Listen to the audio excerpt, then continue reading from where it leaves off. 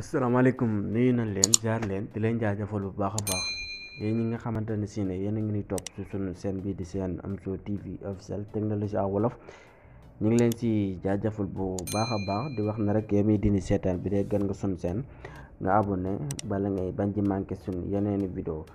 dina ñëwaatee aussi tolloo ko 4 astuces rek ay options yu xamante ne si ay paramétrage yu nekk si biir téléphone pour maanaam ngay économiser sa batterie ak sa connexion pour naka ngay désactiver yenn yi xamante ne si dafa nekk si biir paramétrage su activé ba pare su mel ne yi connecté en arrière-plan ak yeneen options yu xamante ne si dafa nekk si biir activé wul loolu naka nga koy désactiver sa biir téléphone ci 4 astuces yooyu la ñu ñëw wax leen naka nga koy désactiver wala 5 sax naka nga koy désactiver sa biir paramétrage option bu si njëkk dañuy dem paramétrage suñu wax la naka ngay désactiver la paramétrage proximité loolu pour nga mën kaa désactiver da ngay ñëw dugg sa paramétrage boo duggee sa paramétrage automatiquement da ngay dugg fii si kaw mu defal la connexion soo duggee connexion da ngay ñëw ba fi mu defal la plus de paramètres de connexion moo nekk nii nga cliquer si soo cliquer foofu fii nii noo ko désactiver da ngay ñëw da ngay fekk mu activé wu mais da ngay ñëw nga désactiver ko muy appareil proximité loolu moo nekk première option bi nga désactiver ko voilà léegi dañuy dem deuxième option nag ngay désactiver vérification de arrière-plan yenn application xamante ne si day connecté en arrière-plan te doo si connecté loolu lañuy ñëw tamit wax la mooy deuxième option bi naka nga koy désactiver loolu da ngay avancer nii ba si suuf ba tolloog option développement moo nekk nii suuf am na vidéo buñ si defoon nag nga koy activer lii boo ko activé wul mën naa bañ a ñëw mais am na vidéo buñ si defoon nag ngay activer mode développeur bi ba am option développement bi nag nga koy def pour loolu nga am ko nag da ngay ñëw fii nga dugg fii mooy deuxième option bi wax la nag ngay désactiver application yi xamante ne si ne day connecté en arrière-plan boo si duggee nga avancé nii nga défilé waaye nga défilé ndànk ba tolloo ko fi nga wax application di nga ko fekk vérification en arrière-plan moo nekk nii application mais di nga ñëw fii nga nekk vérification en arrière-plan moo nekk nii nga cliquer si boo si cliquer boo xoolee application yi yëpp day connecté en arrière-plan te daanaka duñ ko utiliser waaye léegi yow boo fi ñëwee da nga koy désactiver voilà léegi désactiver nañ ko léegi lan lay def mu nekk suñ troisième option pour yenn yu xamante ne si muy diagnostic yenn application yi wala yenn yu xamante ne si ay recherche yu xamante ne si Google dafa la koy envoyé wala yenn ay service xamante ne si Google lay jógee daal loolu tamit da nga lay wax nag nga koy désactiver moo nekk troisième option bi nga cliquer si nii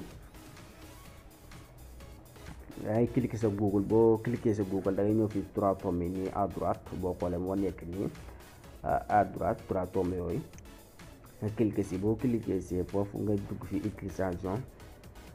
diagnostic moo nekk nii mooy troisième option bi nga cliquer si boo ñëwee fii en plus tamit lii nga yenn annonce yi nga amélioré ko pour sa téléphone tamit batterie bi du gaaw a yooyu amul benn importance moo tax boo ñëwee da nga koy désactiver yenn option yi xamante ne si day activé wu te doog koy désactiver ni ñëw ak yow si quatrième option bi nag naka ngay dindi annonce yi xamante ne si tamit Google ñoo la koy def yenn annonce yi loolu naka nga koy désactiver parfois Google daf lay wax yenn annonce yu bëri yooyu tamit mën naa ne day vidal sa connexion rek wala muy kii sa batterie daal te yooyu yëpp boo ko désactiver dina la mën a may option boo xamante ne si ne ngay économiser sa batterie waaw loolu tamit boo ko bëggee muy quatrième option bi da ngay duggaat Google encore soo duggee Google nga ñëw fii annonce waaye yaa ngi gis mu defal la fii annonce boo cliquer annonce boo ñëwee fii da ngay fekk mu activé wu nii waaye yaa ngi xool nii léegi boo ñëwee fi fekk mu activé wu nii nag ngay def da ngay désactiver léegi ngay désactiver personnalisé des annonce yi moom amuloonu benn njariñ léegi mën na ska désactiver yëpp mën na ska désactiver voilà léegi lan moo des cinquième option bi loolu may application inconnue yenn application yi xamante ne si ne dañ activé sa appareil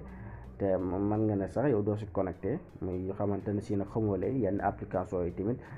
naka nga koy désactiver loolu da ngay ñëw application boo duggee application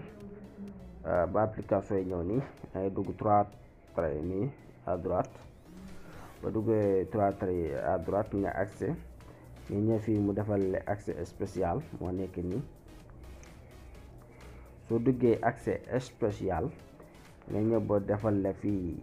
installation appel inconnu nga dugg fii nii mu defal la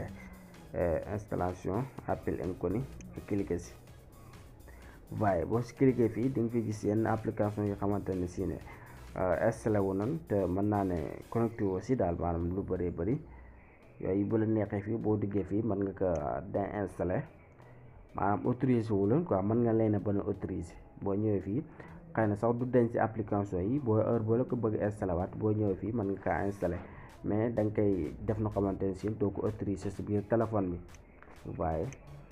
yenn application yi xamante ne si ne li si dugg bëriwul mën nañoo dindi seen autorisation bi waaye fekkoon na sax mu dañ autorisé wuñ ko si téléphone bi waaye ak bépp application bu xamante ne si rek di nga ko mën a dindi rek nga dindi ko. beneen option tim bu waxee mun wala historique Google yi tamit yoo xamante ne si ne da nga koy recherche ak yooyu ñu sixième option bi si bëri tamit parfois Google day téye seen historique yi historique de Google loolu tamit boo ko bëggee désactiver da ngay ñëw ba fii mu defal données biométrique et sécurité nga cliquer foofu waaye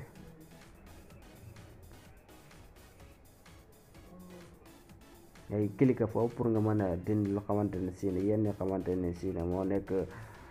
historique de Google yi nga cliquer fii si kaw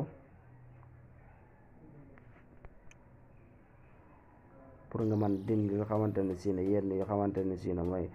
historique de Google yi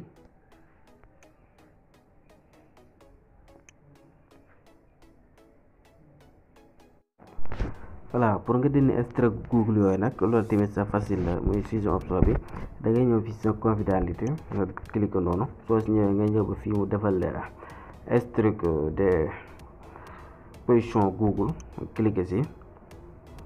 cliquer nga bàyyi mu chargé wu mu ñëw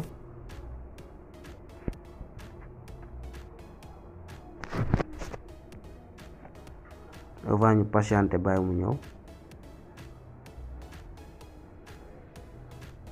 bu ñëwee nga mën a dindi historique Google yi xamante ne si yëpp yi nga daan recherché yëpp lu xamante ne si da nga see defoon rek mu nekk historique Google da nga koy mën a désactiver voilà léegi ñëw na ni mu nekk ni historique des positions nga désactiver ko voilà nga def suspendre automatiquement day daal di suspendre wu quoi nga def ok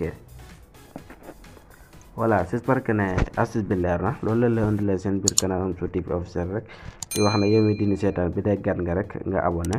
te bés cloche de notification yi bala ngay bañ a manqué suñu yeneen vidéo